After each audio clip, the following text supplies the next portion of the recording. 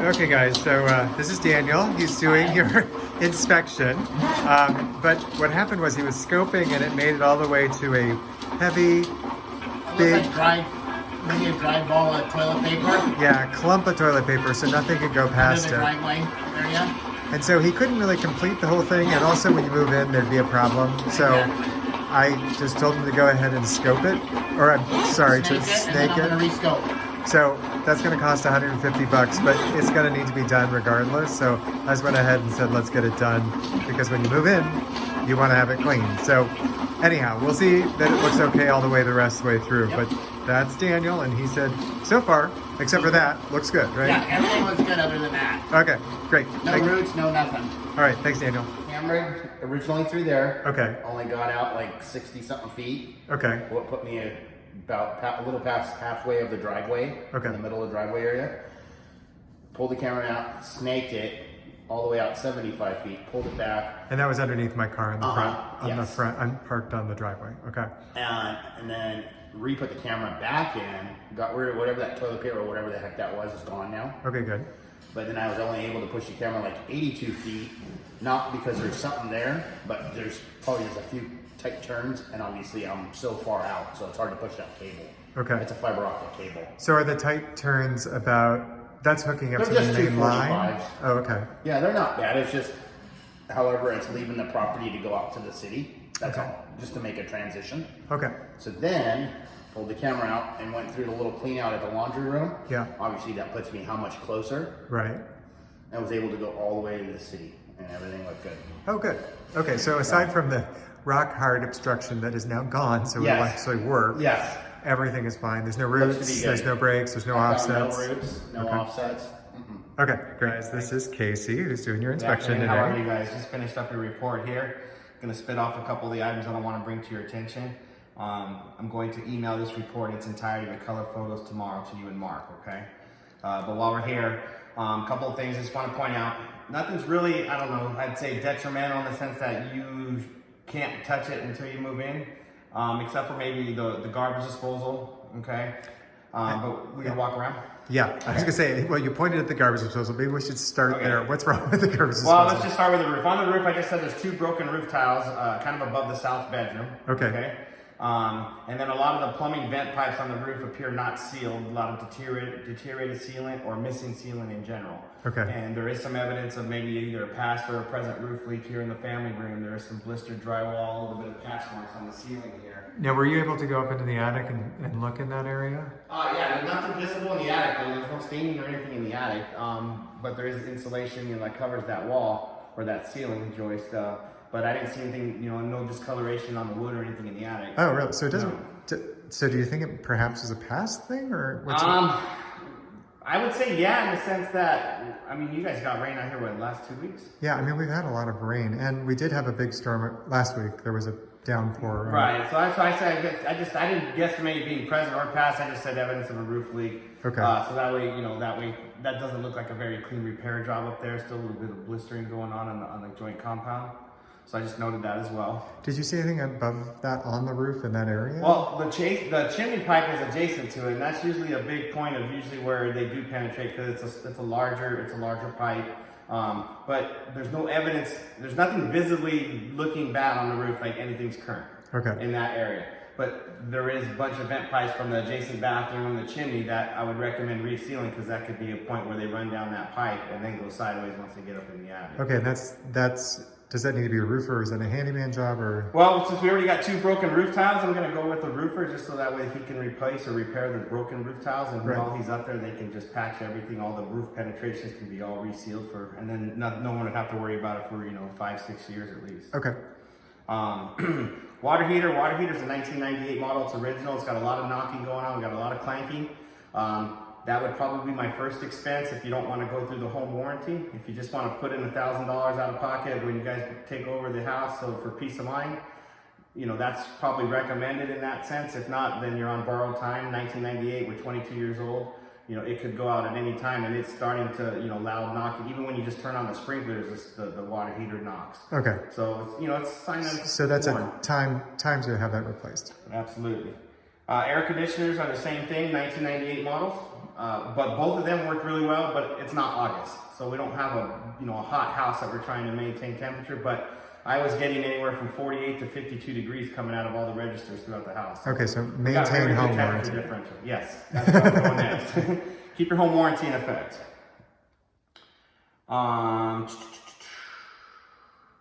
There is a swamp cooler or evaporative cooler that penetrates the garage on that south wall. Is it for the garage or is it for the Yeah, house? it's only for the garage. Okay. There's some moisture damage inside the garage that shows that water has penetrated from that unit. A lot of times it's flat outside, so when it hits on top of that housing, then it just kind of rolls through the stucco, and then that's where it gets into the adjacent wall. You mean when it's raining outside? Yeah, It would water hit just that. sits on that and it seeps through the stucco penetration. Where it penetrated the stucco wall, that's where water follows because it's really high up, so it's coming where it penetrates the stucco wall. So to correct that, you would seal the outside? Well, I mean, if you're asking me personally, I would get rid of it. Okay. As a home inspector, we don't like to see anything that requires water to operate penetrating the structure. So, we're not big fans of those guys to begin with. Oh, you don't really care for an I evaporative hate cooler? it. Oh, hey, wow, I hate those are it. strong They words. do nothing for me. They make me stick here, they do nothing for me. But that being said, a lot of people have gone over to the split units, the little mini split inverters and things like that. That's what they're using to cool the garages, which run it, anywhere from about $700 to $1,100, but they're a lot more efficient. They don't take any water to operate. Yeah, okay. Furnaces, you got 2 furnaces in the attic. One of them is still the original 1998 model. One of them has been replaced in 2017. Oh, The one that was replaced in 2017 did not have a sediment trap installed on the gas pipe, which is a code requirement as of 2011. and a sediment trap is when the gas is going to the unit, it actually extends just slightly It's a beyond little it. 3-inch nipple that is plumbed into the pipe prior to it entering the appliance, so that way if there's any sediment or sand or debris in that gas pipe, it's supposed to drop into that little nipple before it goes into the appliance. Okay. That's what they're designed to do. But it is a newer, other than that, everything about that installation looked okay. And the other one's original, Yep. so, okay. It worked. No So again, reason it's to worry about it other than Keep the home warranty going, okay. We could go outside if you want. Okay, so we're outside here. So what I noted outside is only on this east side of the house and the garage where, kind of that faces the street, they have a wood fascia and then they have a stucco coated foam eave basically. And so what I noted is that we have a lot of open gapping where that wood fascia joins that stucco coated eave. We'd like to see that filled in with some caulking so that way we don't have any moisture as it runs down the tile, runs down that wood fascia. We don't have any moisture that gets in that foam over the course of time. I mean, it's probably been like that since the house was built. Probably something that would have been addressed, because that stucco shrinks. So there was no gap when it first was built, but then that stucco shrinks over time. And this is more of a concern, not that there's evidence. No, any... nothing evidence is more, you just want that sealed with some caulking. Okay. I'd get some beige caulk and just go all the way around it. And as I said, it's not on the whole house, it's only the part that kind of faces the street. Okay. So it's aesthetic looking. Let's see here. The entry door to the house has some blistered paint on it. Yeah, I noted that as well. There's a drain strip on the patio, on the north patio. Backyard. Okay, so we're on the north patio here. So what I noted here is we got a little bit of damaged drain strip. So this little drain strip that for the concrete here, we got some damaged drain strip here. Sometimes, if you have your friends over here, sometimes if you have a gal that's wearing high heels, they'll get stuck in that stuff, so, and it'll fill up with debris when it's cracked like that. A lot of dirt and debris will fill up there and obstruct its flow. Basically, it's water that's coming from the house, from the pool. They kind of meet in this little drain and then go sideways to the yard. Okay. Okay. Also, on a lot of the house here, we have kind of what we saw yesterday, Mark, is we got some dirt/rocks that are above where the bottom of the wall and the foundation. There's a little screen here that we want exposed. We want about 2 inches of exposure there, so a little bit around the areas you'll see in the report that I've taken pictures of that have some of that rock soil level above that weep screed. So the solution to that is that you take the rock away, dig it down a little bit. Then you can put your rock back. So just basically you want to have a separation of the dirt level to The that. soil and that screed. Okay. Yep. We're gonna go over to the pool equipment. Okay. There's a jungle over here. All right, we're going to go pool. Okay, so we're at the pool equipment We're at now. the pool equipment here, and so what I noted here is, the water's pumped through the heater, and it's leaking from the heater itself. Water is leaking from the heater unit itself down here. Okay, it's not a plumbing leak. It's inside the unit. Water's dripping from inside the unit onto the ground. We got this bonding wire here that's not connected to the pump. Okay. Okay, and the pool and the spotlight switch is right here. Either that guy is broken or both lights are burnt out.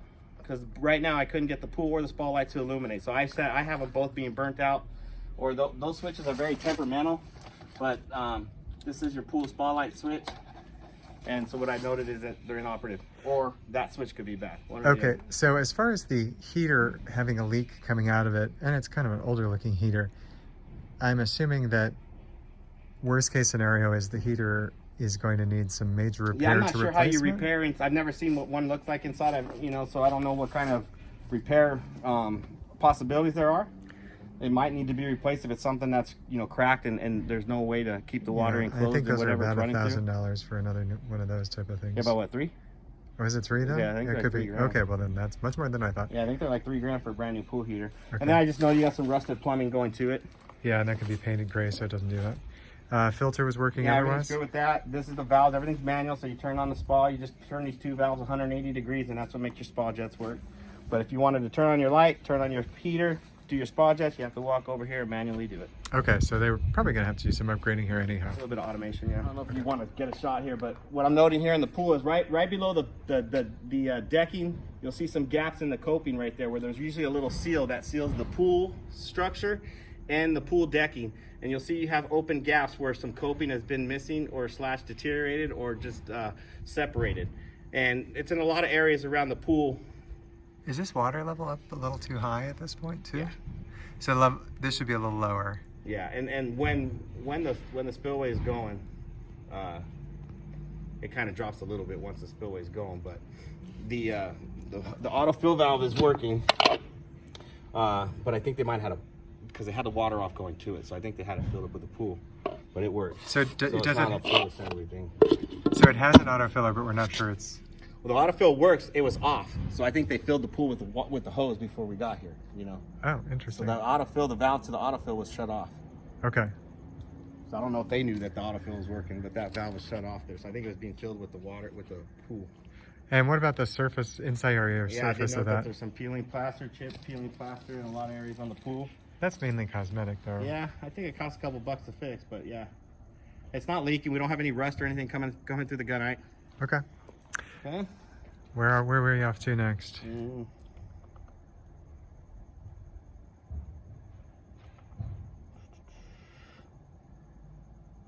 Go in the garage if you want. All right, so we're in the garage.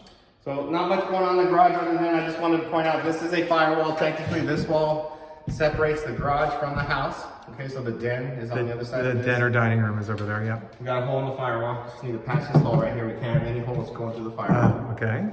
And then this is what I was mentioning earlier here on the south wall where we have moisture stains, moisture damage, where water from this swamp cooler has penetrated through the garage. Okay. Okay, like I said, that's why we don't like these guys as home inspectors. Well, apparently you really don't like them. I have not seen that before. Okay. So we got the walls in the garage and the upper panel to the garage door. This upper panel, if we were on the other side, it's torn, it's damaged. It's been, I think it was locked and someone tried to open it, so it tugged on that panel and ripped it. And you see it on the outside or you see it on the inside? inside. Okay. But it's working, it should be okay? Yeah, it's just a damaged upper panel. So it's a visual? Yes. Okay. Just so. While we're here, we'll just take a quick look. This is in the laundry room. There's a stained sink. It's going to come up in the inspection as well. Okay, so here we are in the living room. The west window on the north wall is missing a section of glazing strip. It's this little plastic vinyl strip here that seals the frame and the glass. So right here along this side right here, we're missing that glazing strip. It's very hard to with that. Camera, sorry, I'm going to read. Okay, so it's supposed to have this, and it doesn't have that. That's what he's talking about. Okay, so that's something that would be good to have replaced. Yeah, our window guy could just cut that in his car and stuff like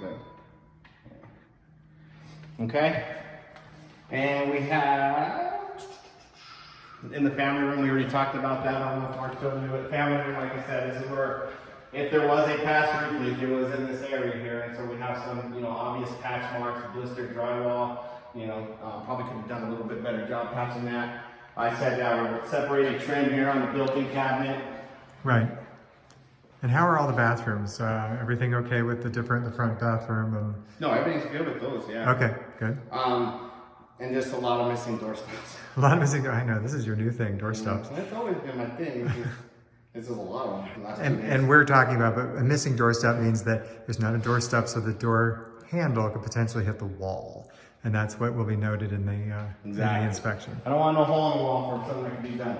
Okay, so other than the bedrooms having missing door stops, here in the kitchen we just noted that this garbage disposal underneath the sink here, it's got a crack in the casing. So when water is running into it,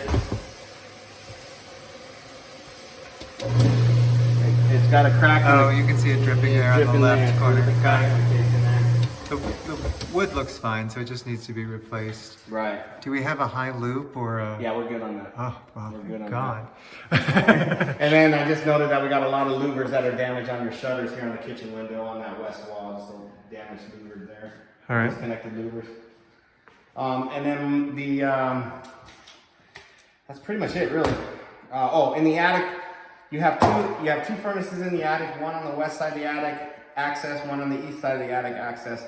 Code requires when there's a furnace in the attic, you're required to have a 24-inch gangway. So basically from where you get into the attic to where the unit is, there should be 24 inches of plywood that you can crawl on to get to that unit, so that you don't have to avoid short trusses and avoid falling through the ceiling. Okay. They did not install that 24-inch gangway from the attic access to the west heater.